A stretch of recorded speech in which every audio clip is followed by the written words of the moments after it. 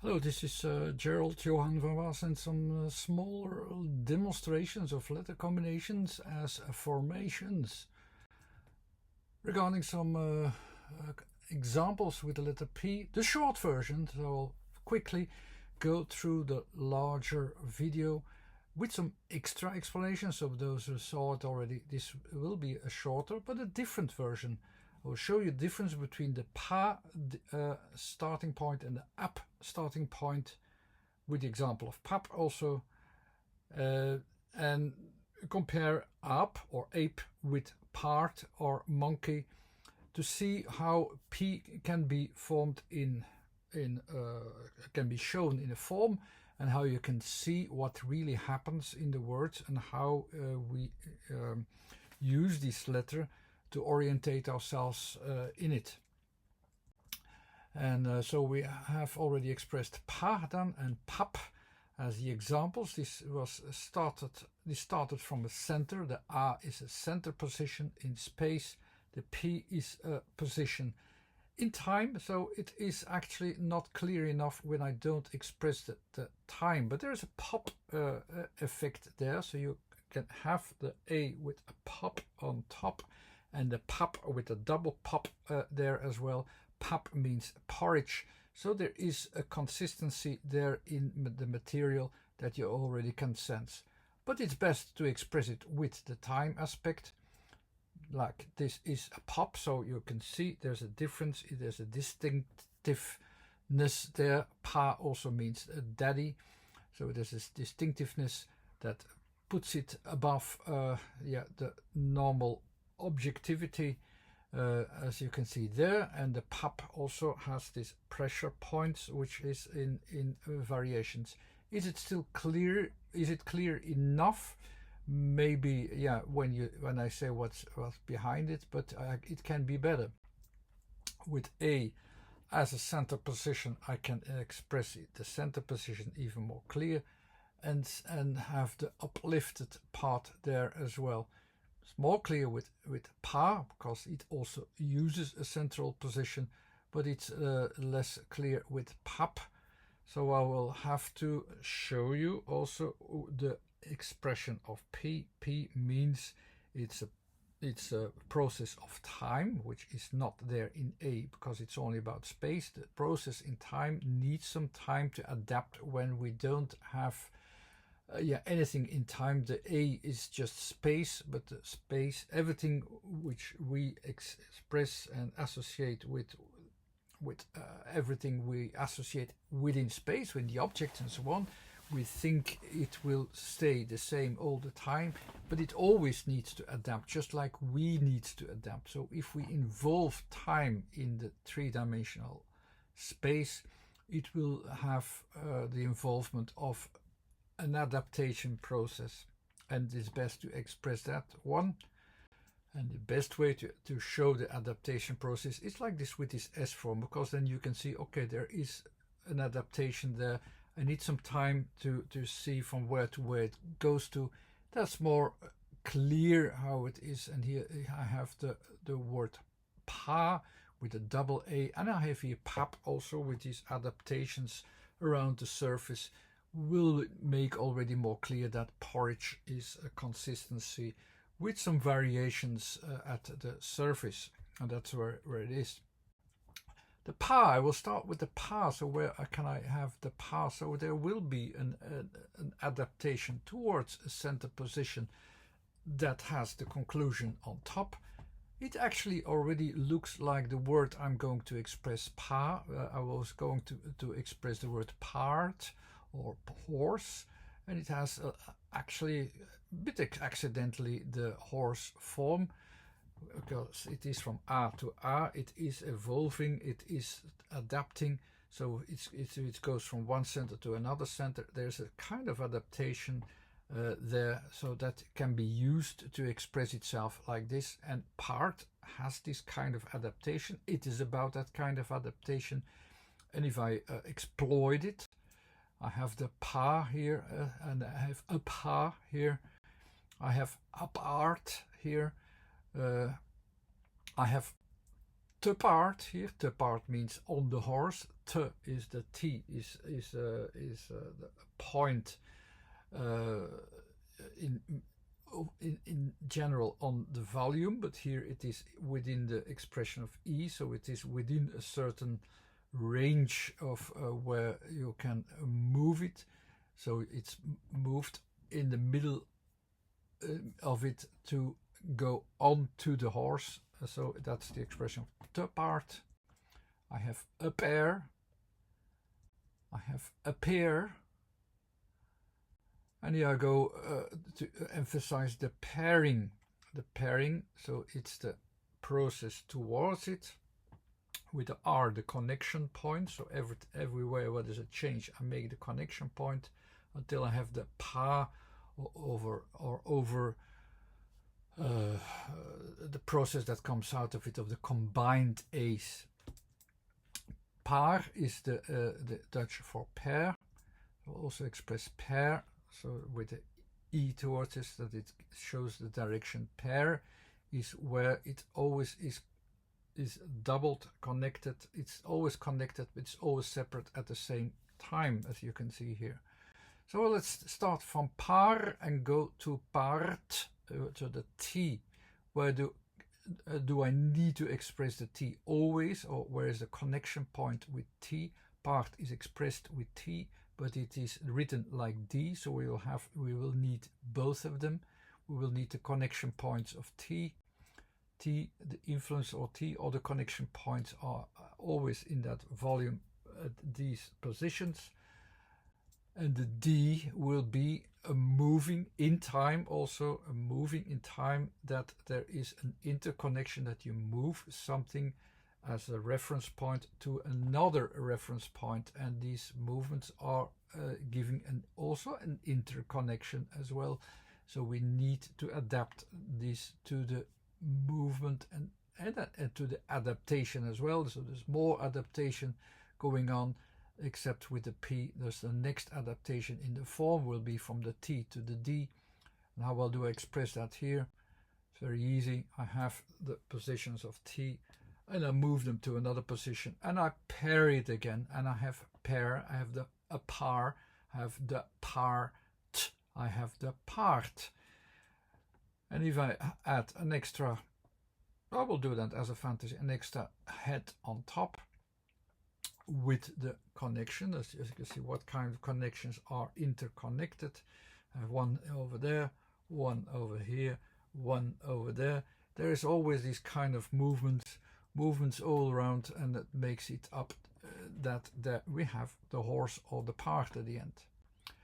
What will be the were the influences in the part? There was the motoric influence of P upon the process that evolved the double A, and it acts a little bit like a form of taking control of all the movements up, so that they can work together. In the P, they can work together. I have this motoric influence of R, which is interconnecting. So I have these round circles there as well as the interconnections. The interconnections are working together. That's what you have in the R. The influence of P, of course, keeps all these functions paired and also working together. The influence of T towards D gives it direction, gives it movement. It gives it again a readiness to adapt and to move.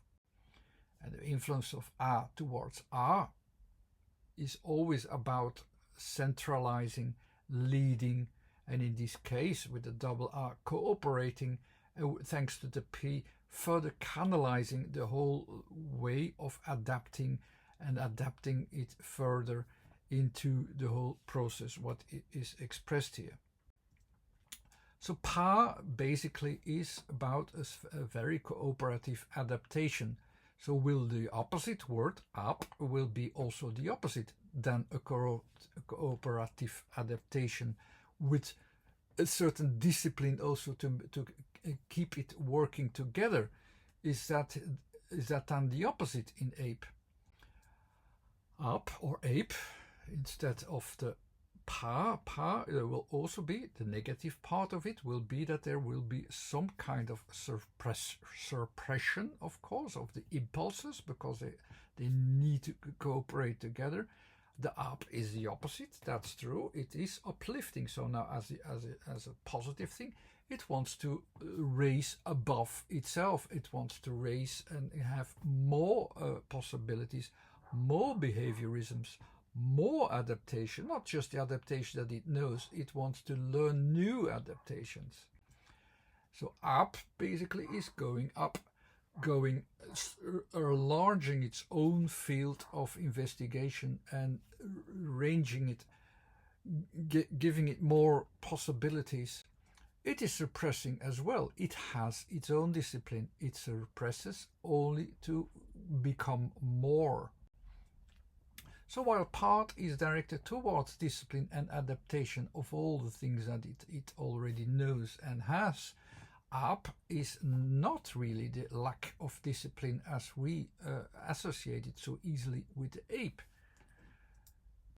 Because it has its own discipline, the ape, in a way, has this discipline to say like, no, I want to do something and I do that, and I suppress everything which doesn't work with that, so that I can uplift myself and lift myself completely above all and live in the heavens, as a matter of speaking. So it is from this inner wish, its personal wish even, to simply do so. So just the last more time. So what does the Pa or the daddy do against the ape or the monkey? So what is the real difference? So P in its own is the result of its ability to adapt so much so that processes that are performed in time keep the inner center strong, and because of this, or thanks to this, these adaptations occur and you have a result on top. And thanks to this ability to do so and this cooperation to do so, we have an adaptation to, with the extra adaptation to movement, the horse became our first best friend of this discipline, of domesticated discipline.